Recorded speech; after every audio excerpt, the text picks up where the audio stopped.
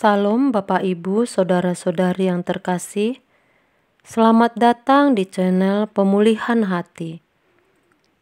Mari kita mendengarkan renungan firman Tuhan yang berjudul Hidup yang Memancarkan Kemuliaan Allah. Kita akan sangat menyesal ketika telah kehabisan waktu atau kesempatan, sebab kita tidak bisa merapel dalam waktu singkat untuk mencapai pertumbuhan rohani atau memiliki kedekatan atau keintiman dengan Allah. Seperti 5 gadis bodoh yang ketika mempelai datang, pelitanya padam karena tidak ada persediaan minyak. Mereka tidak punya cukup waktu untuk membeli cadangan minyak. Maka dunia kita itu mestinya hanya Tuhan. Sementara kita mengurus rumah tangga, bekerja mencari nafkah, sekolah, bisnis, dengan 1001 kesibukan dan masalah, semua tetap terfokus kepada Tuhan. Adalah mengerikan kalau kita tidak mengalami perjumpaan dengan Tuhan. Padahal Tuhan berkenan menjadikan tubuh kita ini sebagai bait Allah, di mana kita bisa berdialog dengan Tuhan. Kalau seseorang memiliki percakapan atau dialog dengan Tuhan, tidak mungkin dia mengucapkan kata-kata yang tidak patut. Tidak mungkin dia melukai sesama. Tidak mungkin. Sulit baginya untuk berbuat dosa. Orang yang mengalami perjumpaan dengan Tuhan itu akan seperti Tuhan.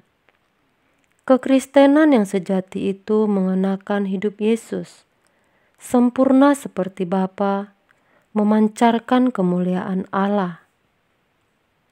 Kita jujur menyadari kalau masih carut-marut, masih belum sempurna. Ada hal-hal yang harus diubahkan dalam hidup kita. Kita menyadari bahwa kita belum sampai tingkat tidak bercacat, tidak bercela. Tetapi kita harus memiliki ambisi. Bagaimana hidup kita dapat memancarkan kemuliaan Allah dimanapun kita berada. Mewakili Tuhan Yesus, mewakili Bapa di surga, dimanapun kita berada. Karena di situ kita menjadi saksi. Tidak boleh ada yang tidak menjadi saksi. Semua orang yang ditebus oleh darah Yesus adalah hamba Tuhan, bukan hanya pendeta atau aktivis gereja. Dulu kita adalah hamba dosa, sekarang kita menjadi hamba kebenaran. Artinya, menundukkan diri terhadap kebenaran dan menjadi budak kebenaran. Kita tidak berhak mengenakan yang lain, tapi mengenakan kebenaran. Yesuslah kebenaran. Jadi kita harus mengenakan kebenaran itu, supaya kita bisa mengenakan kehidupan Yesus. Kita harus jujur bahwa ternyata kita belum mengenakan kehidupan Yesus. Kalau di lingkungan sekolah teologi, sudah menjadi semacam ukuran atau tatanan bahwa bisa bicara tentang Tuhan, itu cukup. Dan itu menyesatkan, sebab kebenaran itu bukan untuk dipercakapkan saja, melainkan harus dikenakan. Hamba-hamba Tuhan, pendeta, pembicara harus sadar bahwa suara kehidupannya setiap hari itu lebih keras dari suaranya di mimbar. Dan suara kehidupannya itu yang akan memberi pengaruh atau menggarami orang lain.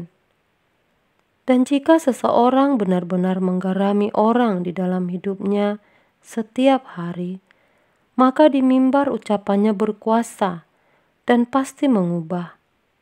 Walaupun tidak sempurna, tetapi harus berkuasa.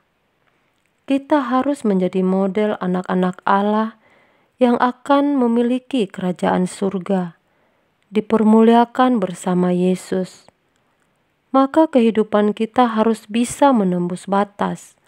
Artinya, bisa hidup seperti orang kebanyakan, sehingga kita sudah bisa menghayati kemuliaan bersama Tuhan sejak kita di bumi ini.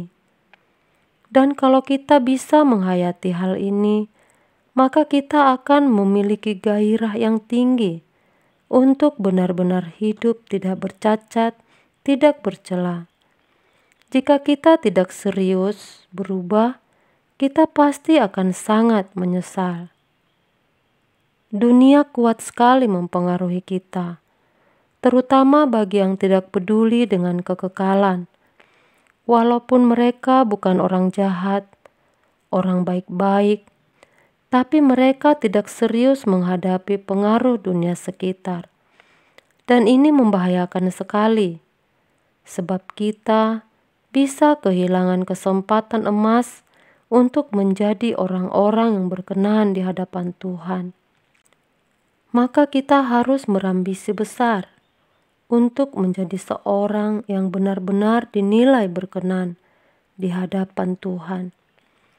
Bukan hanya perbuatan salah yang kita lakukan, yang kita mohonkan ampun, melainkan sikap hati dan batin kita, tingkat kedewasaan kita yang belum memuaskan hati Allah, juga kita mintakan ampun supaya kita berubah. Suatu tindakan kita selalu presisi dengan pikiran dan perasaan Allah.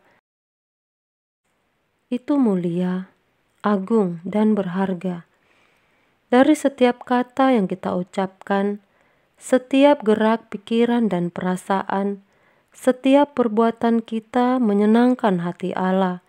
Itu sudah luar biasa.